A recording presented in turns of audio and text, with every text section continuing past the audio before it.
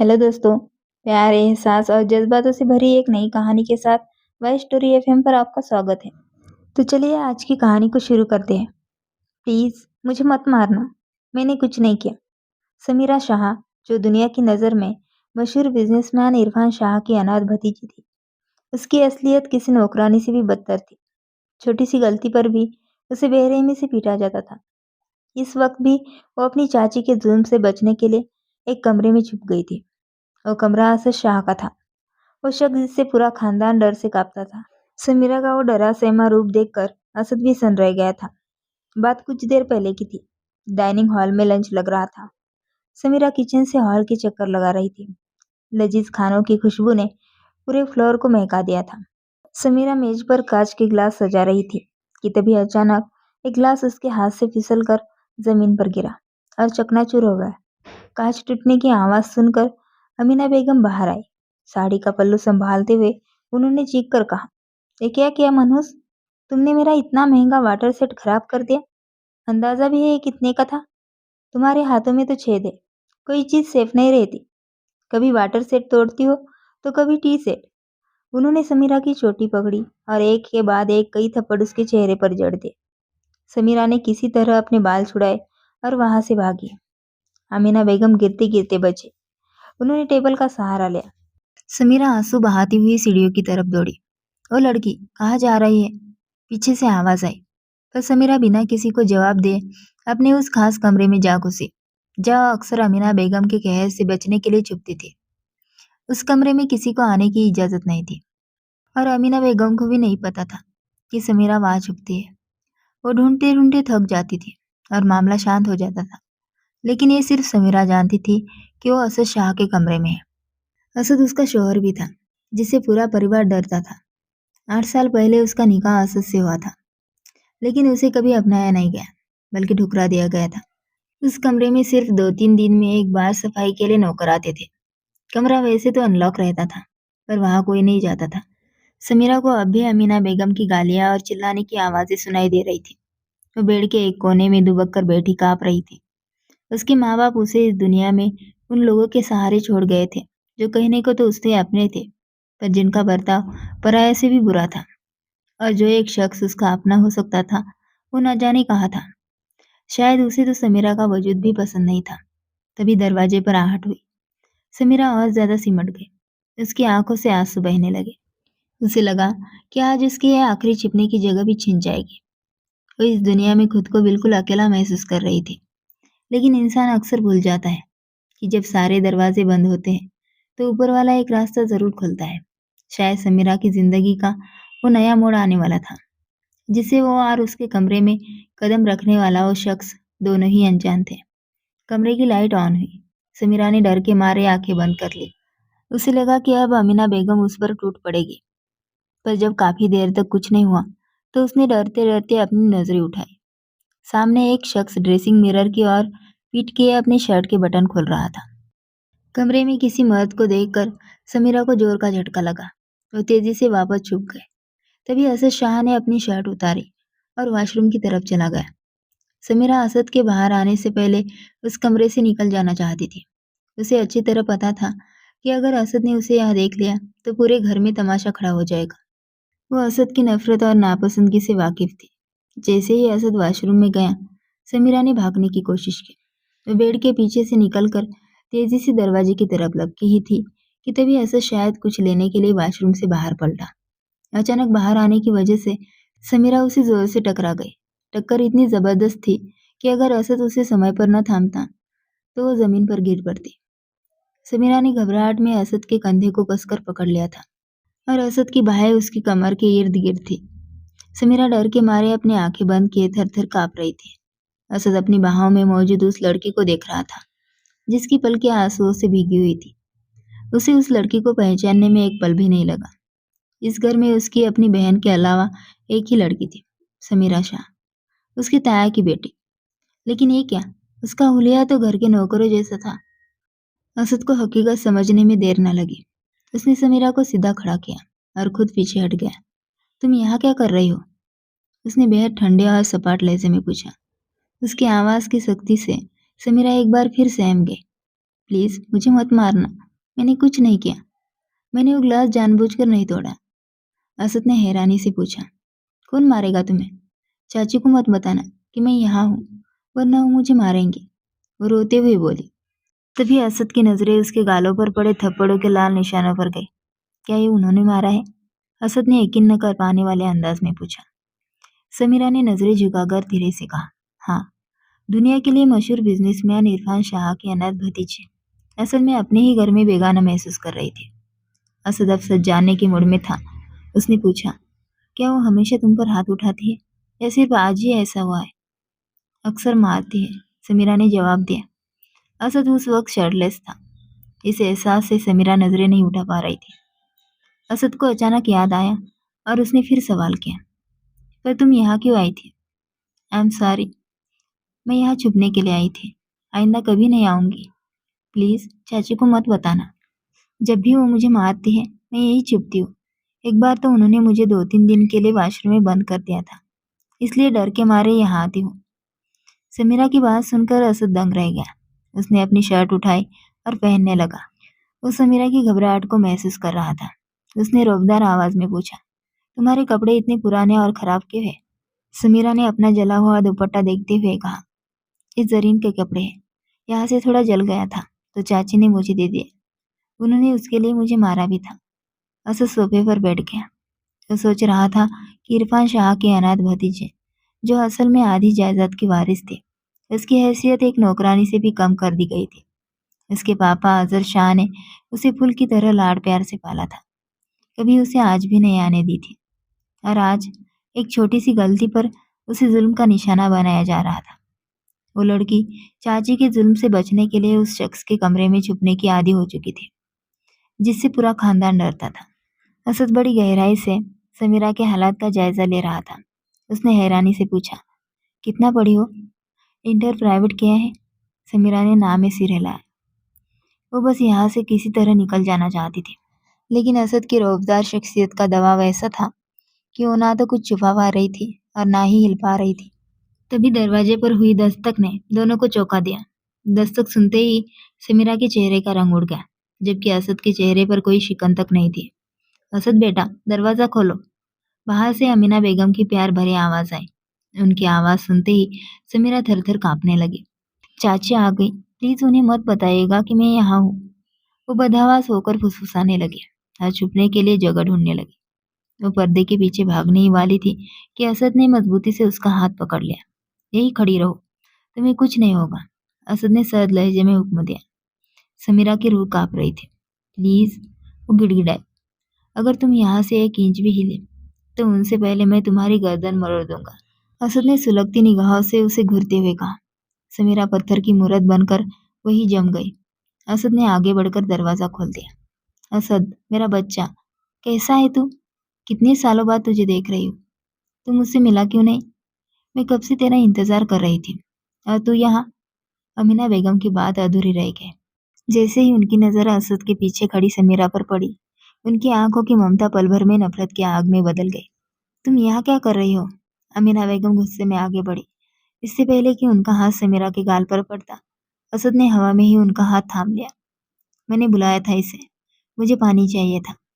समीरा, अब तुम अपने कमरे में जाओ। असद ने पहले अपनी माँ को देखा और फिर समीरा को जाने का इशारा किया। मेरा कोई कमरा नहीं है, मैं स्टोर रूम में सोती हूँ, समीरा ने दबी आवाज में कहा। अमीना बेगम ने उसे ऐसी नजरों से घूरा जैसे कह रही हो, क्या ये बताना जरूरी था? असद ने सपाट चेहरे के साथ उसे जाने का इशारा किया और समीरा वहां से भाग गई। उसकी भागने की रफ्तार देखकर असद के चेहरे पर एक पल के लिए मुस्कुराहट आई। Miss you mom. असद ने अपने माँ के माथे को चूमा। मिस यू टू बेटा। तू तो ऐसा नाराज होकर गया कि माँ की तरफ पलट कर भी नहीं देखा। अमीना बेगम ने उसे गले लगा लिया। अब आ गया हूं ना, सब ठीक कर दूंगा, असद ने दो अर्थी अंदाज में कहा। अमीना बेगम उसे फ्रेश होकर लंच पर आने का कहकर चली गई। उनकी जाते ही असद ने दरवाजा बंद किया और बेड पर लेट गया। उसका दिमाग तेजी से चल रहा था। वो अपनी ताया को क्या मुंह दिखाएगा? 8 साल पहले समीरा के मम्मी पापा का एक कार एक्सीडेंट में इंतकाल हो गया था, जिनमें सिर्फ समीरा बची थी। उनकी जाने के बाद असद के पापा ने उसका निकाह असद से कर दिया था। तब वो सिर्फ 15 साल की थी और असद 23 साल का। असद ने उसे कभी पसंद नहीं किया था। सच तो यह था कि उसे समीरा से चिढ़ थी। ताया ताई की शादी के 10 साल तक कोई औलाद नहीं थी। तब असद ही उनकी जान था। लेकिन समीरा के पैदा होने के बाद उनका प्यार बढ़ गया था। असद को लगता था कि समीरा ने उसे उसका हक छीन लिया है। और फिर उनके इंतकाल के बाद उसके पापा ने जबरदस्ती उसका निकाह उसी लड़की से कर दिया जिसे वो देखना तक नहीं चाहता था। निकाह के तुरंत बाद वो गुस्से में घर छोड़कर यूके चला गया था। 8 साल बाद आज जब उसकी वापसी हुई तो समीरा की वो हालत देखकर असद सन रह गया। उस रात शाह विला के डाइनिंग हॉल में सब लोग डिनर के लिए जमा थे। घर का इकलौता वारिस असद आज सबके साथ था। खाना भी उसकी पसंद का बना था और घर का माहौल भी काफी अच्छा लग रहा था। तो बेटा, आगे का क्या इरादा है? इरफान साहब ने खाना खाते हुए पूछा। असद ने उनकी तरफ देखा और बोला, मैं यहाँ अपना बिजनेस सेट करना चाहता हूँ और अब थोड़ा अपनी पर्सनल लाइफ पर भी ध्यान दूंगा। इरफान साहब खुश हो गए। चलो, कम से कम तुम अपनी लाइफ के लिए सीरियस तो है। तुम्हारी उम्र के लड़के दो दो बच्चों के बाप बन चुके हैं और तुम अब तक कुंवारे घूम रहे हो। इरफान साहब के इस मजाक पर अमीना बेगम मुस्कुरा दी, पर असद के चेहरे पर कोई एक्सप्रेशन नहीं था। जी, मैं भी यही सोच रहा हूँ कि अगले साल तक आपको कम से कम एक पोता तो दे ही दूँ। असद ने एकदम सीधा जवाब दिया। अमीना बेगम ने कहा, तुम्हारी मॉम ने कल तुम्हारे लिए एक बड़ी पार्टी रखी है। तुम्हारे मामा की फैमिली और हमारे सारे दोस्त आ रहे हैं। हीरा बहुत अच्छी लड़की है, मॉडर्न है, पढ़ी लिखी है और बहुत स्टाइलिश भी है। तुम्हें देखते ही पसंद आ जाएगी। कल उससे मिल लो, फिर बात आगे बढ़ाएंगे। असद को अपने पेरेंट्स पर बहुत गुस्सा आ रहा था। जिन लोगों ने 8 साल तक उसकी जिंदगी के फैसले लिए, वह अभी उसे कंट्रोल करना चाह रहे थे। जिस लड़की को कभी बीवी का हक नहीं मिला, अब उसे सौतन देने की तैयारी थी। असद को लगता था कि उसके डैड को अपनी भतीजी से बहुत प्यार है, इसलिए उन्होंने जबरदस्ती उसका निकाह उससे करवाया था। पर यहाँ तो मामला ही उल्टा था। ठीक है, तो बात आगे बढ़ाए, असद ने मजे लेते हुए पूछा। इरफान साहब हंसे। अरे, पहले हीरा से तो मिल लो। किस लिए डैड? असद ने अनजान बनते हुए पूछा। शादी के लिए और किस लिए? अमीना बेगम बोली। असद ने बहुत रिलैक्स होकर कहा, मेरी शादी तो पहले ही हो चुकी है, बस अब विदाई बाकी है। पूरे हॉल में सन्नाटा छा गया। इरफान साहब हैरान रह गए। किससे हुई तुम्हारी शादी? आपकी भतीजी समीरा से। आपने ही तो निकाह करवाया था, भूल गए क्या? असद ने सीधे अपने बाप की आंखों में देखकर याद दिलाया। वो तो बस एक मजबूरी थी। अमीना बेगम ने तुरंत बात काटी। मेरा निकाह हुआ है, अब वो मजबूरी थी या खुशी, इससे मुझे कोई फर्क नहीं पड़ता। असद ने साफ शब्दों में कह दिया। आप लोगों ने मेरी पसंद नापसंद पूछे बिना ये निकाह कर दिया। इसी समीरा की वजह से मुझे 8 साल घर से दूर रहना पड़ा और अब जब मैं वापस आया हूँ तो देख रहा हूँ कि उसे असद शाह की बीवी का दर्जा तो दूर, एक इंसान की इज्जत भी नहीं मिली है। असद ने खाना छोड़कर अपने माँ बाप की तरफ देखा और सीधे पूछा, क्या मैं जान सकता हूँ कि ऐसा क्यों? इरफान साहब ने गुस्से में अपना कांटा प्लेट पर पटका और चिल्लाए, आधी जायदाद, आधी जायदाद की मालिक है वो बेवकूफ लड़की। जिस दौलत पर तुम और तुम्हारी बहन ऐश कर रहे हो ना, उसका आधा हिस्सा उस लड़की का है। अगर उसकी शादी कहीं और हो जाती तो ये सारी प्रॉपर्टी हाथ से निकल जाती। तब देखता कि तुम दोनों ये लग्जरी लाइफ कैसे जीते। तुम्हारी मोटी अक्ल में ये बात नहीं आएगी। और घर छोड़कर तुम अपनी मर्जी से गए थे, हमने तुम्हें निकाला नहीं था। असद बिल्कुल शांत रहा। उसने कुर्सी से टेक लगाते हुए ठंडे दिमाग से कहा, उसे समेरा असद शाह की पहचान दे, फिर आप जहाँ कहेंगे मैं शादी कर लूंगा। नामुमकिन। अमीना बेगम चीखी। तो फिर मेरी दूसरी शादी का ख्याल दिमाग से निकाल दे। असद ने उसी लहजे में जवाब दिया। दिमाग ठिकाने पर है तुम्हारा? अगर तुम उस लड़की को उसका हक दोगे तो हम सब इस दौलत से हाथ धो बैठेंगे। समीरा, असद अचानक दहाड़ा। उसे यहाँ क्यों बुला रहे हो? अमीना बेगम ने घबरा कर पूछा। जी। समीरा तुरंत उनके पास हाजिर हो गई। यहाँ बैठो और मुझे खाना सर्व करो। असद ने अपने पेरेंट्स के चेहरे देखते हुए हुक्म दिया। फिर समीरा से पूछा, तुम मॉम डैड के साथ बैठकर खाना क्यों नहीं खाती हो? अमीना बेगम ने दांत पीसते हुए कहा, मेरा और इसका कोई मुकाबला नहीं है। इरफान साहब ने टोका, असद, अपनी जुबान संभालो, ये तुम्हारी माँ है। बिल्कुल, और समीरा मेरी बीवी है। इसे अपने शौहर के साथ बैठकर ही खाना खाना चाहिए। असद के चेहरे पर कोई शिकन नहीं थी। भाई, मैं इसकी मौजूदगी में यहाँ नहीं बैठूंगी, जरीन ने नाक सिकोड़ते हुए कहा। जैसी तुम्हारी मर्जी। असद ने बेफिक्र से कंधे उचकाए। फिर समीरा को कहा, बैठो यहाँ। समीरा कांपते हुए कुर्सी खींचकर बैठ गई। खुशी की आवाज पूरे हॉल में गूंजी। बेइज्जती महसूस करते हुए अमीना बेगम और जरीन वहां से उठकर चली गई। इरफान साहब अपने बेटे की इस बगावत को खामोशी से देख रहे थे। उन्होंने तय कर लिया था कि कल पार्टी में किसी भी तरह असद का रिश्ता हीरा के साथ तय करना ही होगा, ताकि समीरा का भूत उसके सिर से उतर जाए। तभी असद ने चिढ़कर समीरा से पूछा, तुम हर वक्त फोन की तरह वाइब्रेशन मोड पर क्यों रहती हो? अगर अब तुमने कांपना बंद नहीं किया तो मैं तुम्हें करंट देकर एक ही बार में तुम्हारा काम तमाम कर दूंगा। असद की इस धमकी से समीरा की जान हलक में आ गई। उसकी आंखें डबडबा गई। असद को समीरा से कोई पहली नजर का प्यार नहीं हुआ था। उसे लाइफ पार्टनर के तौर पर एक ऐसी लड़की कभी नहीं चाहिए थी जो बात बात पर रोए, जिसमें कॉन्फिडेंस ना हो और जो अनपढ़ हो। उसे इस बात ने अंदर तक छू लिया था कि उसकी गैर मौजूदगी में भी समीरा उसके कमरे को अपना सुरक्षित ठिकान मानती थी। वो अनजाने में असद का सहारा चाहती थी और उसकी परछाई में खुद को सुरक्षित महसूस करती थी। असद ने पक्का इरादा कर लिया था, जिन लोगों ने समीरा की जायदाद पर कब्जा करके उसका सुकून छीना है, वो उन्हें सबक सिखाएगा और समीरा को उसकी असली पहचान दिलाकर रहेगा। अब से तुम यही रहोगी। असद ने समीरा की कलाई थामकर उसे अपने कमरे में दाखिल करते हुए जैसे उसके सिर पर कोई बम फोड़ दिया हो।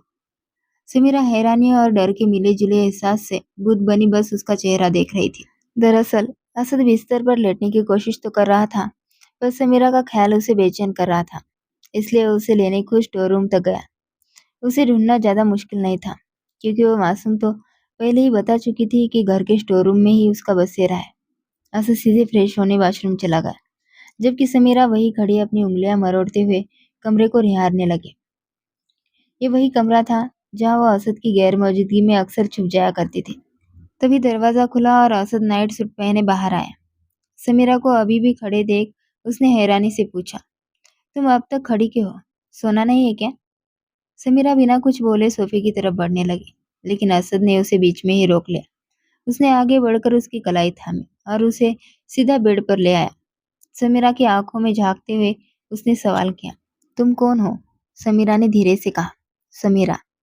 सिर्फ समीरा नहीं, मिसेस समीरा असद शाह। असद ने एक एक शब्द पर जोर देते हुए उसे उसकी असली पहचान और हैसियत का एहसास कराया। आज के बाद तुम इसी कमरे में पूरे हक के साथ रहोगे। उसने उसे बिस्तर पर लिटाया और खुद भी उसके पास लेट गया। असद की शख्सियत में एक ऐसा दबदबा था कि समीरा के पास कहने को कुछ बचा ही नहीं था। वो बस आंखें फाड़े उसे देख रही थी। असद ने मुस्कुराते हुए अपने आंखों पर रखा हाथ हटाया और उसकी आंखों पर फेर दिया। समीरा ने सहम कर अपनी पलकें बंद कर ली। असद के चेहरे पर एक हल्की सी मुस्कान आ गई। सो जाओ, वरना तुम्हारी सास सुबह फिर तुम्हें मार पीट कर जगा देगी। वो उसे थोड़ा छेड़ रहा था, जिस पर समीरा के होठों पर एक प्यारी सी मुस्कान खिल उठी। असद हैरान रह गया। तुम्हें मुस्कुराना भी आता है? सबको आता है, उसने सादगी से जवाब दिया। सब में और तुम जैसी खामोश गुड़िया में बहुत फर्क है, असद ने तकिए पर कोहनी टिकाते हुए कहा। अभी बातों का सिलसिला शुरू ही हुआ था कि अचानक बिजली चली गई और पूरा कमरा अंधेरे में डूब गया। समीरा के गले से एक दबी हुई चीख निकली। असद जैसे ही साइड टेबल से फोन उठाने के लिए मुड़ा, समीरा ने डर के मारे उसका हाथ मजबूती से पकड़ लिया और कांपती हुई आवाज में पुकारा, असद। असद को पहली बार अपने नाम की गूंज इतनी सुकून भरी लगी। उसने टॉर्च जलाई, पर अब उसे समझ आ गया था कि यह लड़की अंधेरे से बहुत डरती है। उसने समीरा को खींचकर अपने करीब किया और उसे अपनी बाहों में समेट लिया। शांत हो जाओ, मैं यही हूँ।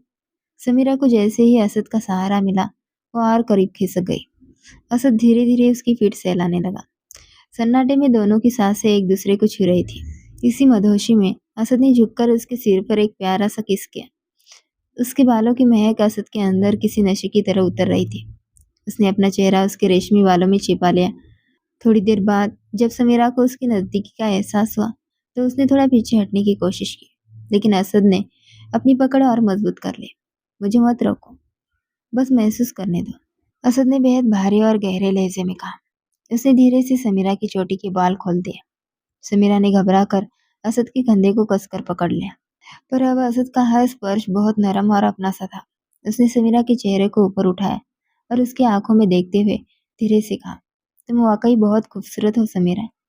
असद ने समीरा को कुछ भी कहने का मौका नहीं दिया और अपनी नजदीकियों से उसकी आवाज को जैसे थाम लिया। कमरा अब रोशनी से भर चुका था, क्योंकि लाइट आ गई थी। लेकिन अब उस रोशनी का उन दोनों पर कोई असर नहीं हो रहा था। वे एक दूसरे के एहसास में खोए हुए थे।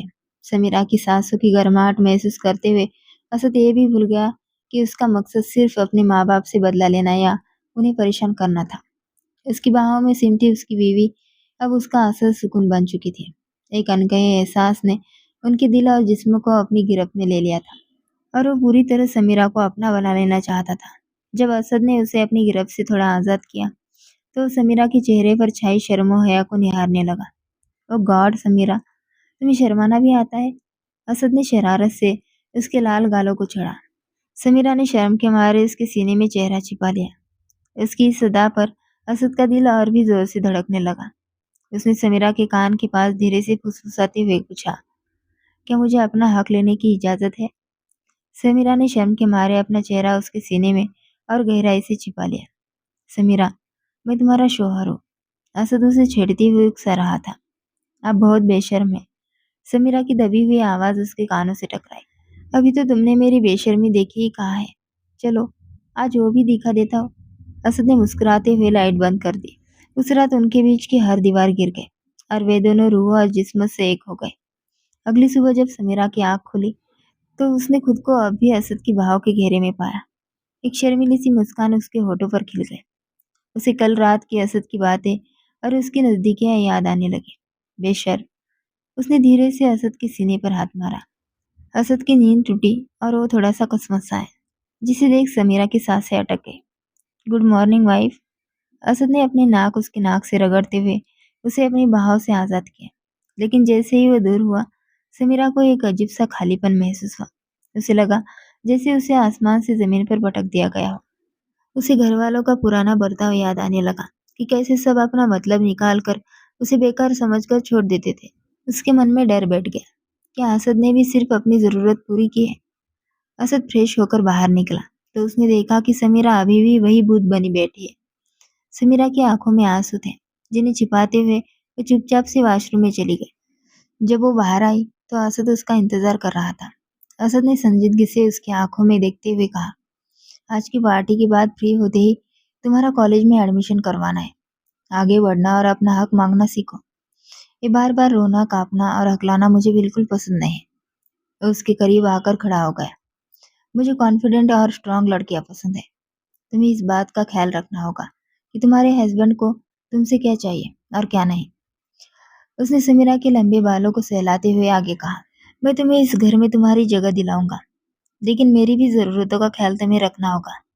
असद के जरूरत शब्द को सुनते ही समीरा का दिल जैसे डूब गया। उसे लगा कि क्या कल रात को जो कुछ भी हुआ वो सिर्फ असद की एक जरूरत थी। उसने नम आंखों से ड्रेसिंग मिरर में असद की परछाई को देखा, जो उसके बालों में चेहरा छिपाए खड़ा था। मेरी बात समझ आई? असद ने उसके कान के पास झुककर पूछा। समीरा ने धीरे से अपना सिर हिला दिया। आज तुम्हारे लिए नए कपड़े आ जाएंगे। असद ने अपनी बात खत्म की। पार्टी में तुम्हें वही करना है जो मैंने कहा है। असद ने बहुत ही हुक्मी अंदाज में उससे कहा। उसकी इतनी नजदीकी पर समीरा शर्म से लाल हो रही थी। अब जाओ, वरना तुम्हारी चाची का पारा हाय हो जाएगा। उसने उसे अपनी बाहों के घेरे से आजाद करते हुए जाने का इशारा कर दिया था। अब सुनो, अगर उनका पारा हाय हो भी जाए तो पूरे हक के साथ मेरे पास आना। यहाँ लग जाना, मेरे सीने से। बाकी सब मैं देख लूंगा। उसने अपने सीने पर उंगली बजाते हुए बड़े यकीन से कहा। समीरा हैरानी से उसके हाथ के इशारे को देख रही थी। समीरा, अब लाइट ऑफ करके कमरे में छिपने की जरूरत नहीं है, बल्कि पूरे कॉन्फिडेंस के साथ अब तुम्हें यहाँ होना चाहिए। उसका गाल थपथपाते हुए असद आगे बढ़ गया। समीरा बस उसे जाते हुए देख रही थी। उधर बाहर पार्टी थी। हर तरफ जैसे रंगों का सैलाब आया हुआ था। रंग बिरंगे आंचल लहरा रहे थे, खुशबुएं बिखरी हुई थी और लड़के लड़कियां नाचते हुए महफिल की जान बने हुए थे। इस पूरी महफिल का centre of attraction Asad Shah था, जिसके स्वागत में ये पार्टी रखी गई थी। असद के इर्द गिर्द हर तरफ लड़कियां थी। उसकी पर्सनैलिटी इतनी दमदार और अट्रैक्टिव थी कि हर कोई उसे मुड़कर दोबारा देखने पर मजबूर हो जाता, जबकि असद की नजरें सिर्फ उस वजद का पीछा कर रही थी जो एक जगह टिक ही नहीं रहा था। असद की आंखें उसे ढूंढते ढूंढते थक गई थी, लेकिन शायद वो ब्लैक नेट के सूट में सजी लड़की अपनी कभी खत्म न होने वाली जिम्मेदारियों से थकी नहीं थी। वो कभी यहाँ से वहाँ जूस सर्व करती, कभी स्नैक्स देती और इधर उधर भाग रही थी। जूस सर्व करते हुए समीरा एक नौजवान लड़के के सामने रुकी, जो शायद उसके ही सर्कल का था। जब उसने गिलास आगे बढ़ाया, तो उस लड़के की उंगलियों ने जानबूझकर समीरा की उंगलियों को छुआ। समीरा को जैसे करंट लगा हो और झटके से उसने अपने हाथ पीछे खींच लिए। उस लड़के की आंखों में चमकती गंदगी और समीरा की घबराहट देखकर असद को पूरा अंदाजा हो गया कि ये कोई इत्तेफाक नहीं, बल्कि उस लड़के की सोची समझी प्लानिंग थी। असद गुस्से में अपनी मुट्ठियां भींच कर रह गया। तभी एक दूसरे लड़के ने समीरा को आवाज दी। वॉशरूम किस तरफ है? वो बहुत ही तमीज से पूछ रहा था। लेफ्ट और फिर राइट। समीरा ने हाथ के इशारे से रास्ता बताते हुए उसे अंदर जाने का रास्ता दिखाया। समीरा, मेहमान है हमारे, खुद छोड़कर आओ। अमीना बेगम ने फौरन उसे टोका। समीरा कभी अमीना बेगम को देखती तो कभी उस लड़के को, जो आगे बढ़ चुका था।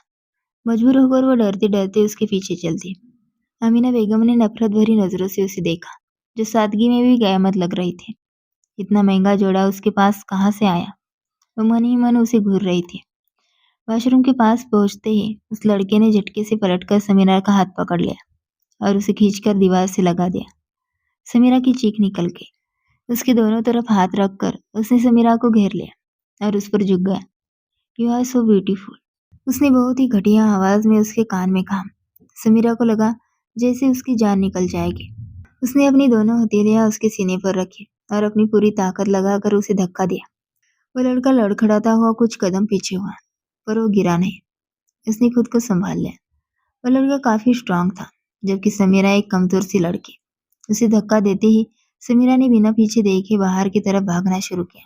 भागते हुए वो अंदर आते हुए एक आदमी से जोर से टकराई। इससे पहले कि वो जमीन पर गिरती, उसने उसकी कमर में अपना हाथ डालकर उसे गिरने से बचा लिया। समीरा ने डर के मारे उसका कोट अपनी मुट्ठियों में जकड़ लिया और उसके सीने में सिमट गई। वो थर-थर कांप रही थी और उसने अपनी आंखें बंद कर ली थी।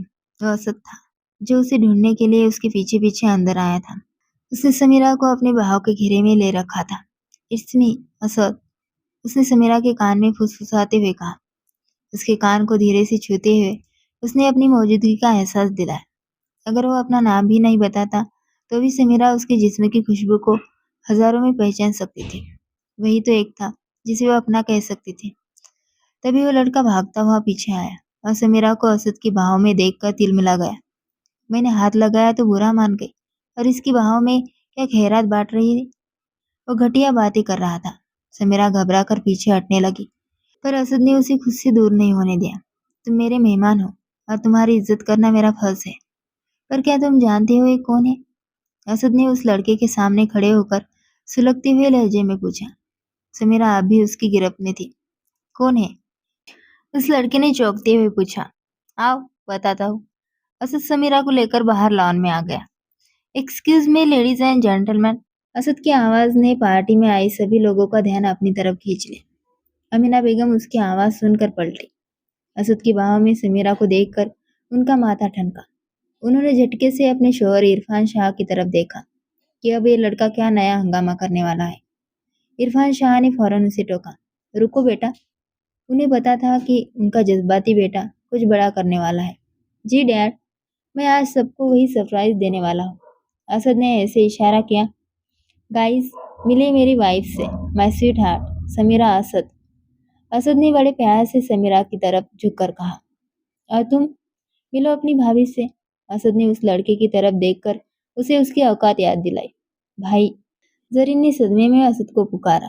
बिल्कुल, तुम्हारी भी भाभी। असद ने प्यार से जरीन की तरफ देखा। My foot. उसने गुस्से में अपनी मुट्ठियां भींच ली। अमीना बेगम और इरफान शाह का गुस्सा सातवें आसमान पर था।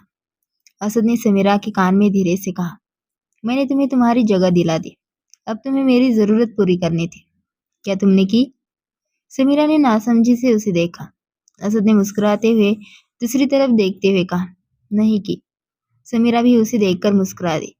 दूर से देखने वालों को ऐसा लग रहा था जैसे वे दोनों मीठी मीठी बातें कर रहे हो, लेकिन सच क्या था ये सिर्फ वही दोनों जानते थे। मैडम जी, गाड़ी में कुछ प्रॉब्लम हो गई है, चेक करवाना पड़ेगा। आप साहब के ऑफिस चले जाइए, ड्राइवर ने उसे बताया। मैं यही वेट कर लेती हूँ, आप चेक करवा कर आ जाइए, समीरा ने कहा। वो कॉलेज से लौट रही थी जब रास्ते में गाड़ी खराब हो गई। उसे लग रहा था कि असद को उसका ऑफिस जाना अच्छा नहीं लगेगा। मैडम जी, अगर साहब को पता चला कि आप सड़क पर खड़ी है तो वो बहुत गुस्सा होंगे। क्यों मेरे नौकरी के पीछे पड़ी है? ऑफिस यहाँ से 10 मिनट की दूरी पर है। मैं आपको वहाँ छोड़ देता हूँ। ड्राइवर ने उसे समझाया। समीरा हिचकिचाते हुए गाड़ी से उतर गई। ड्राइवर उसे असद के ऑफिस की बिल्डिंग तक छोड़ाया और जब तक वो अंदर नहीं चली गई वो वहीं खड़ा रहा। उसके अंदर जाते ही वो वहां से निकल गया। समीरा असद के ऑफिस का जायजा ले रही थी। वो धीरे से रिसेप्शन की तरफ बढ़ी, जहाँ एक बहुत ही खूबसूरत और यंग लड़की बैठी थी, जिसके सलीके से कटे हुए बाल उसके कंधों पर बिखरे थे। यस मैम, मैं आई हेल्प यू? रिसेप्शनिस्ट ने अपने चेहरे पर एक प्रोफेशनल मुस्कुराहट सजाते हुए पूछा। असद शाह, उनका ऑफिस किस तरफ है? समीरा ने बहुत ही दबी हुई आवाज में पूछा। आप कौन? रिसेप्शनिस्ट ने सवालिया लहजे में उससे पूछा। समीरा ने बस एक शब्द में अपना नाम बताया, समीरा। क्या आपके पास अपॉइंटमेंट है? उस लड़की ने थोड़ी हैरानी से पूछा। नहीं, समीरा ने छोटा सा जवाब दिया। मैम, असद सर ऐसे ही किसी से नहीं मिलते। आप प्लीज वहाँ वेटिंग एरिया में बैठिए, मैं उन्हें आपके बारे में बता देती हूँ। उसने सोफे की तरफ इशारा किया। समीरा चुपचाप जाकर बैठ गई। काफी देर गुजर जाने के बाद भी जब उसे अंदर नहीं बुलाया गया तो वो वापस उस लड़की के पास गई। असद कब तक फ्री होंगे? उसने बेचैनी से पूछा। मैम, अभी उनकी मीटिंग शुरू हुई है, उसमें थोड़ा टाइम लगेगा, आप प्लीज वेट कीजिए। उस लड़की ने उसे टाल दिया। समीरा उदास होकर अपनी जगह पर वापस आ बैठी। उसे अब शिद्दत से एहसास हो रहा था कि उसे यहाँ नहीं आना चाहिए था। उसे लगा कि शायद असद उससे मिलना ही नहीं चाहता। उसकी आंखें रोने को बेताब थी। वह पलकें झपक झपक कर अपने आंसू पीछे धकेल रही थी और आते जाते लोगों को देख रही थी। जब वो आई थी तो वहाँ कुछ लोग बैठे थे, अब तो वो भी चले गए थे। उसे यकीन हो गया कि असद सिर्फ उसे ही नहीं मिलना चाहता। तभी उसे असद लिफ्ट से निकलता हुआ नजर आया। वो कुछ लोगों के साथ कदम से कदम मिलाता बाहर आ रहा था। वो उन लोगों से कोई जरूरी बात कर रहा था। शायद उसकी मीटिंग इसी डेलीगेशन के साथ हुई थी। समीरा भूत बनी उसे देख रही थी। वह बहुत हैंडसम लग रहा था। उसकी पर्सनैलिटी ऐसी थी कि कोई भी उससे प्रभावित हुए बिना रह नहीं सकता था। तभी अचानक असद की नज़र समीरा पर पड़ गई। उन लोगों को सी ऑफ करते ही वो फौरन उसकी तरफ बढ़ा। हे समीरा, उसकी आंखों में एक अलग ही खुशी थी। तुम कब आई? मुझे बताया क्यों नहीं? उसने प्यार से समीरा को अपने साथ लगाया और उसके सिर पर किस किया।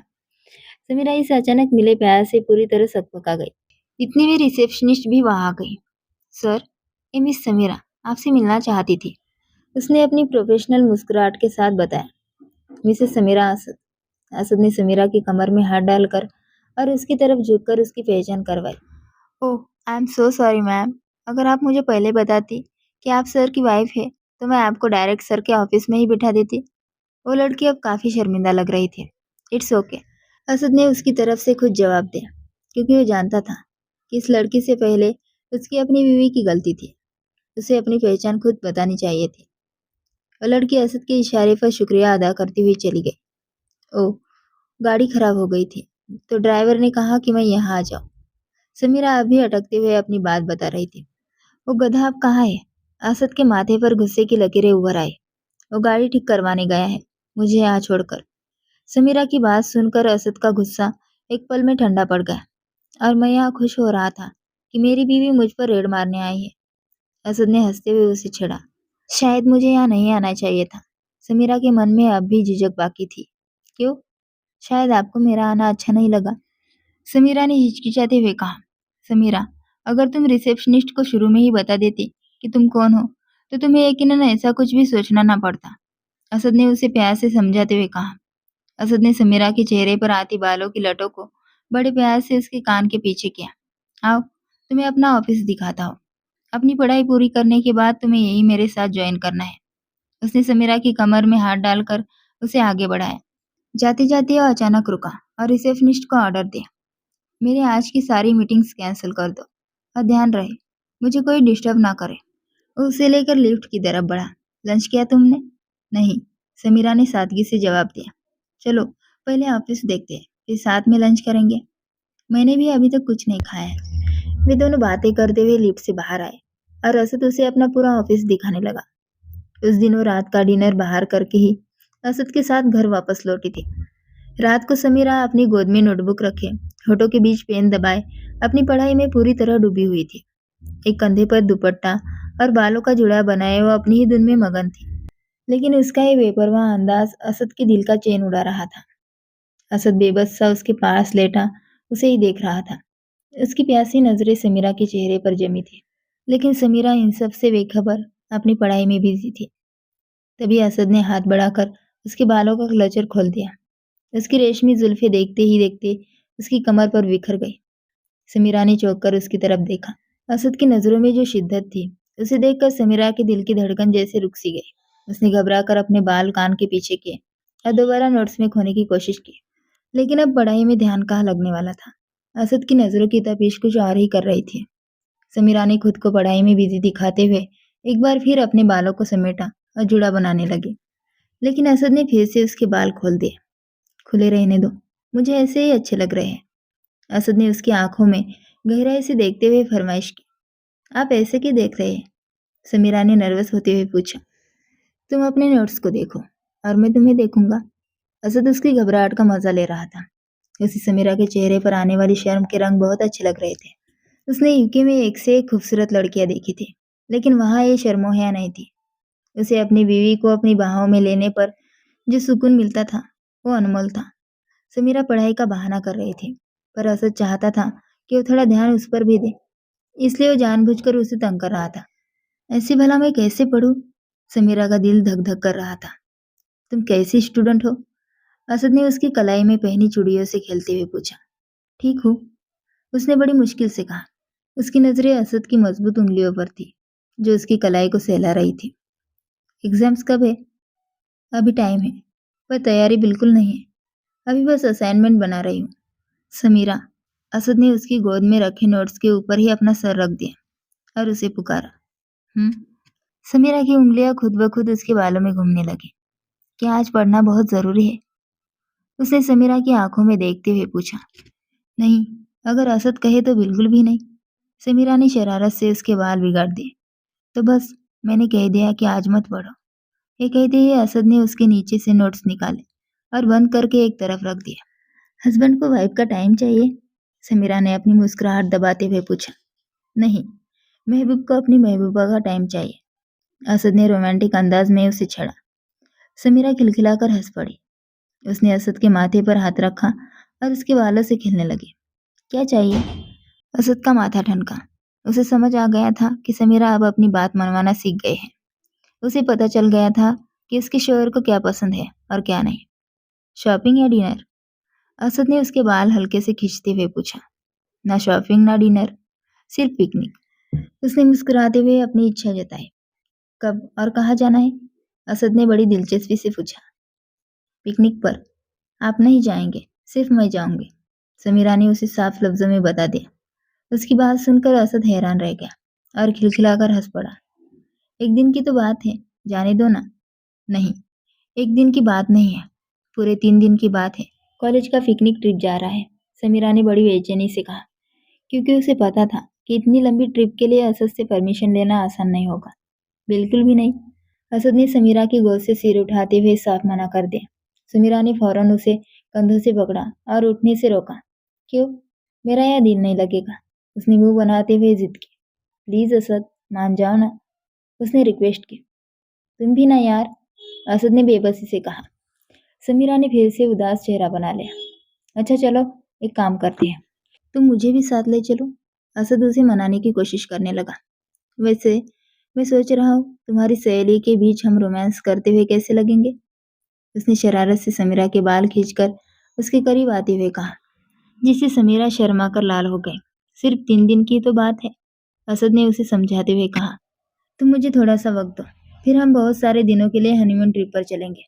तुम्हें तो पिकनिक पर ही जाना है ना? फिर मैं साथ रहूं या कॉलेज, क्या फर्क पड़ता है? तुम उसे पिकनिक ट्रिप समझ लेना और मैं हनीमून। उसने समीरा के बालों में उंगलियां फंसाई और उसे अपनी ओर झुकाया। कितना वक्त दूं? समीरा ने उसकी आंखों में झांकते हुए पूछा। फिलहाल आज की शाम। असद ने उसे अपनी बाहों में खींच लिया और उस पर अपना पैर लौटाने लगा। समीरा उसकी खुशी में खुश थी, पर अपनी आंखें बंद करके उसके सीने में सिमटी रही। असद, प्लीज फोन उठाओ। समीरा न जाने कितनी बार असद का नंबर ट्राई कर चुकी थी। रिंग लगातार जा रही थी, पर वो रिसीव नहीं कर रहा था। उसे फिक्र होने लगी थी कि वो अब तक पहुंचा क्यों नहीं। 10 मिनट पहले उसने बताया था कि वह घर के रास्ते पर है, लेकिन अब तक उस बात को भी आधा घंटा बीत चुका था। वो 10 मिनट खत्म होने का नाम ही नहीं ले रहे थे। अरे, कम से कम एक कॉल तो कर देता, बता देता कि अगर लेट हो गया है। वो बेताबी से कमरे में चक्कर काटती हुई खुद से बोल रही थी। तभी फोन रिसीव हुआ और असद के मोबाइल से किसी अनजान लड़की की आवाज सुनकर समीरा के कदम जम गए। हेलो, जिनका ये नंबर है उनका एक्सीडेंट हो गया है। मैं हॉस्पिटल से बात कर रही हूँ, उस लड़की ने प्रोफेशनल अंदाज में बताया। एक्सीडेंट? क्या वो ठीक है? समीरा की आंखों से आंसू बहने लगे। मैं अभी आ रही हूँ, उसने जवाब सुने बिना ही कॉल काट दी और गाड़ी की तरफ भागी। अंकल जल्दी कीजिए, हॉस्पिटल जाना है, उसने ड्राइवर को हुक्म दिया और पिछली सीट पर बैठ गए। क्या हुआ मैडम जी, सब ठीक तो है? ड्राइवर ने गाड़ी स्टार्ट करते हुए पूछा। अल्लाह करे सब ठीक ही हो, असद का एक्सीडेंट हो गया है, वो हॉस्पिटल में है, जल्दी चलिए प्लीज, वो ड्राइवर से रिक्वेस्ट कर रही थी। ड्राइवर ने सिर हिलाया और गाड़ी तेजी से घर से निकाल ली। अंकल, हर एक्सीडेंट का अंजाम बुरा हो, ये जरूरी तो नहीं ना? वो अपनी बहती आंखों में उम्मीद लिए पूछ रही थी। इंशाअल्लाह मैडम जी, असद साहब बिल्कुल ठीक होंगे, अंकल ने उसे हौसला दिया। गाड़ी हॉस्पिटल के दरवाजे पर रुकी और समीरा बिना कुछ कहे सीधे अंदर की तरफ भागी। मैं बिल्कुल ठीक था, क्या जरूरत थी मेरी बीवी को कुछ बताने की? हॉस्पिटल के स्टाफ पर असद का गुस्सा फूट रहा था, क्योंकि वो अच्छी तरह जानता था कि समीरा ने एक एक्सीडेंट में ही अपने पेरेंट्स को खोया है। वो नहीं चाहता था कि उसके एक्सीडेंट की खबर सुनकर समीरा उस सदमे को दोबारा जे, जबकि हकीकत में असद बिल्कुल ठीक था। तभी रोती बिलखती समीरा कमरे में दाखिल हुई। असद को स्टाफ पर चिल्लाते देख उसके कदम वहीं थम गए। उसे सही सलामत देखकर समीरा के दिल को सुकून मिला। उसने भीगी आंखों के साथ सोचा कि इस आदमी का गुस्सा भी कभी कभी कितना चैन देता है। वो भागकर उसके करीब गई, उसे कंधों से पकड़कर झकझोर दिया। अगर ये लोग ना बताते और आप भी मुझे ना बताते तो फिर मुझे कैसे पता चलता? वो रोती हुई नाराजगी से शिकवा कर रही थी। समीरा, मेरी जान, देखो मैं बिल्कुल ठीक हूँ। असद ने उसे इस तरह टूटकर रोते देखा तो फौरन उसे अपने साथ लगा लिया। समीरा उसके सीने से लगकर और भी ज्यादा बिलखने लगी। अगर आपको कुछ हो जाता तो? आपको अंदाजा है कि मैं कितना डर गई थी? उस सिसकियों के बीच बस यही कही जा रही थी। असद ने उसे खुद में समेट लिया और बड़े प्यार से उसका सिर सहलाने लगा। नर्स और डॉक्टर तब तक कमरे से जा चुके थे। स्वीट हार्ट, मुझे अंदाजा था कि तुम बहुत परेशान हो जाओगी, इसलिए मैं उन बेवकूफ़ों को डांट रहा था। वो प्यार से समीरा का रोता हुआ चेहरा देख रहा था। देखो, मैं बिल्कुल ठीक हूँ, बस सिर पर थोड़ी चोट आई है और थोड़े बहुत खरोच लगे हैं, बाकी सब ठीक है, उसने मुस्कुराते हुए कहा। सिर्फ सिर पर? समीरा ने उसे गुस्से वाली नजरों से देखा। हाँ यार, तुम हर वक्त मेरे सिर पर सवार जो रहते हो, तो ये तो होना ही था, असद ने शरारत से कहा और अपना माथा उसके माथे से टिका दिया। I love you Asad, I love you so much. वो एक बार फिर उसके कंधे पर सिर रखकर आंसू बहाने लगी। आई लव यू टू मेरी जान, मुझे पता था तुम डर जाओगी, इसलिए नहीं बताया। I am sorry baby, Asad ने उसे मनाया। एक बार तो सोचना चाहिए था ना, मेरा चाचू चाची और जरीन का क्या होता? समीरा ने रोते हुए हक भरी नजरों से उसे देखा। कमरे में दाखिल होते अमीना बेगम और इरफान शाह के कदम समीरा की बात सुनकर जम गए। अमीना बेगम, जो अब तक अपने शोहर को समीरा के खिलाफ भड़का रही थी, सन रह गई। उन्हें असद के एक्सीडेंट का पता ड्राइवर से चला था। उन्हें लगा था कि समीरा इस मौके का फायदा उठाएगी, लेकिन यहाँ तो वो असद को अपने माँ बाप के प्यार और फिक्र का एहसास दिला रही थी। अमीना बेगम को अपनी गलती का गहरा एहसास हुआ कि वो अब तक समीरा के साथ बहुत गलत कर चुकी है। चाहे वो उसकी माँ ना बन सके, पर कम से कम उन्हें उसका हक तो नहीं छीनना चाहिए था। वो अपने खुदा के सामने शर्मिंदा थी। उन्होंने तय कर लिया कि अब से वे समीरा के साथ बुरा सलूक नहीं करेगी। बिल्कुल ठीक कह रही है समीरा, तुम्हें हमारा बिल्कुल एहसास नहीं है, अमीना बेगम ने पास आकर प्यार भरा शिकवा किया। जरीन भी रोते हुए असद के पास पहुंच गए। रोने के लिए समीरा काफी है, तुम अपनी चोच अंदर करो। असद ने जरीन के सिर पर हल्की चपत लगाई और समीरा को आंख मारते हुए उसे छेड़ा। भाई, यहाँ हम आपकी फिक्र में घुले जा रहे हैं और आप कह रहे हैं कि चोच अंदर करो। जरीन सच में चिढ़ गई। मैं बिल्कुल ठीक हूँ, आप लोग रिलैक्स हो जाइए, असद ने हाथ उठाकर सबको तसल्ली दी। सबने खुदा का शुक्र अदा किया। बेटा, अपना ख्याल रखा करो, इतनी लापरवाही मत किया करो, इरफान शाह ने उसे प्यार से समझाया। समीरा ने अपना हाथ छुड़ाया और फ्रिज की तरफ लपकी। वहां से रसगुल्लों का बाउल निकाल कर लाते हुए बोले, खाकर देखिए, इनकी मिठास आपको पूरी दुनिया में कहीं और नहीं मिलेगी। उसने एक बाइट खुद ली और दूसरी असद के मुंह की तरफ बढ़ाई। असद उसे गौर से देखते हुए बोला, क्यों? ऐसी क्या खास बात है इन रसगुल्लों में? अरे खाइए तो सही। समीरा ने जिद करते हुए जबरदस्ती उसके मुंह में रसगुल्ला डाल दिया। असद ने स्वाद लिया और थोड़ा फीका सा चेहरा बनाकर बोला, टेस्ट तो वैसा ही है जैसा हमेशा होता है। मुझे तो कुछ खास नहीं लगा। मैंने अपने हाथों से खिलाया, फिर भी आपको कुछ खास नहीं लगा? ये देखकर असद मुस्कुराया और रोमांटिक लहजे में बोला, बात तो सही है मेरी जान। असल स्वाद तो रसगुल्ले में नहीं, बल्कि खिलाने वाले के हाथ में होता है। कहते हुए उसने पहले समीरा के हाथों को और फिर उसके लबों को प्यार से छुआ। पल भर में ही दोनों की धड़कनें तेज होने लगी। समीरा उसके कान के करीब झुकी और शरारत से फुसफुसाई, सिर्फ हाथों की बात नहीं है, अब आपको टेस्ट में भी फर्क महसूस होना चाहिए। वो कुछ और कहने ही वाली थी कि असद ने उसे कंधों से पकड़कर अपने सामने खड़ा कर दिया। मेरी आंखों में देखकर बताओ, क्या बात है? असद ने गहरी नजरों से पूछा। आपकी आंखों में देखकर बताना तो नामुमकिन है। समीरा ने झट से असद की आंखों पर अपने हाथ रख दिए और एक बार फिर उसके कान के पास झुक गई। असद के चेहरे पर उसकी इस बचकानी हरकत और नजदीकी की वजह से एक प्यारी सी मुस्कान आ गई। चाची दादी बनने वाली है। समीरा ने आखिरकार ये बड़ी खुशखबरी उसे सुनाई दी, लेकिन हाथ अब भी असद की आंखों पर ही थे। ये सुनते ही असद जैसे सुन पड़ गए। उसे अपने कानों पर यकीन नहीं आया। उसने समीरा के हाथ अपने आंखों से हटाए और हैरानी से पूछा, आर यू सीरियस? समीरा ने मुस्कुराते हुए हाँ में सिर हिला दिया। Oh my God! असद खुशी से झूम उठा। यार, हद करती हो तुम। सीधा सीधा नहीं बता सकती थी? तुम ये भी तो कह सकती थी कि ड्राइवर अंकल जल्द ही किसी बच्चे को स्कूल छोड़ने जाएंगे, या सफीना की ड्यूटी अब फीडर बनाने में लगने वाली है, या फिर ये कह देती कि शाह हाउस के शांति वाले दिन अब खत्म हुए और अब यहाँ बस बच्चों का शोर शराबा गूंजने वाला है। वो उसे छेड़ते हुए लगातार बोले जा रहा था। समीरा जोर से हंस पड़ी। अगर ये बातें सीधा सीधा कहना है तो फिर घुमा फिरा कर कहना किसे कहते हैं? उसने असद का चेहरा अपने हाथों में थाम कर पूछा। घुमा फिरा कर कहना इसे कहते हैं मेरी जान, कि तुम मम्मा बनने वाली हो और मैं पापा। इतना कहते ही असद ने उसे अपनी गोद में उठा लिया और खुशी के मारे गोल गोल घूमने लगा। असद आराम से, मैं गिर जाऊंगी। समीरा ने घबराकर उसके कंधे मजबूती से पकड़ लिए। मैं तुम्हें कभी गिरने नहीं दूंगा, और अब तो मुझे उसे भी गिरने से बचाना है। I am so happy Sameera. Asad ने उसे किचन शेल्फ पर बिठाया और उसे गले लगा लिया। समीरा ने भी बड़े सुकून से अपना सिर उसके सीने से लगा लिया। थैंक यू समीरा, मुझे इतनी बड़ी खुशी देने के लिए। असद ने अपनी नाक उसके गाल पर रगड़ते हुए धीरे से कहा। थैंक्स तो मुझे आपको बोलना चाहिए, मेरा हाथ थामने के लिए। अब बताइए, है इन रसगुल्लों के स्वाद का कोई मुकाबला? असद ने उसके लबों पर एक मीठा सा किस किया और मुस्कुराकर बोला, हाँ, इन रसगुल्लों के स्वाद का और इनसे जुड़ी इस खुशी का पूरी दुनिया में वाकई कोई मुकाबला नहीं है। अगर आपके साथ गलत हो रहा है तो चुप रहकर उसे सहना बंद करें। जब तक आप खुद अपने हक के लिए खड़े नहीं होंगे, दुनिया आपको दबाती रहेगी। अपने डर का सामना करना ही उसे खत्म करने का एकलौता तरीका है। कभी कभी किसी का थोड़ा सा साथ और सुरक्षा का एहसास इंसान की पूरी पर्सनैलिटी बदल सकता है। एक सही इंसान का साथ आपको अंधेरे से निकालकर रोशनी की तरफ ले जा सकता है। दोस्तों, मुझे उम्मीद है कि असद और समीरा की ये प्यारी सी लव स्टोरी आपके चेहरे पर एक मुस्कुराहट लेकर आई होगी। अगर आपको ये वीडियो पसंद आई तो इसे अपने दोस्तों के साथ शेयर जरूर करें। नई कहानियों के सफर से जुड़े रहने के लिए चैनल को सब्सक्राइब करें और बेल आइकन जरूर दबाएं। फिर मिलेंगे एक नई कहानी के साथ। शुक्रिया।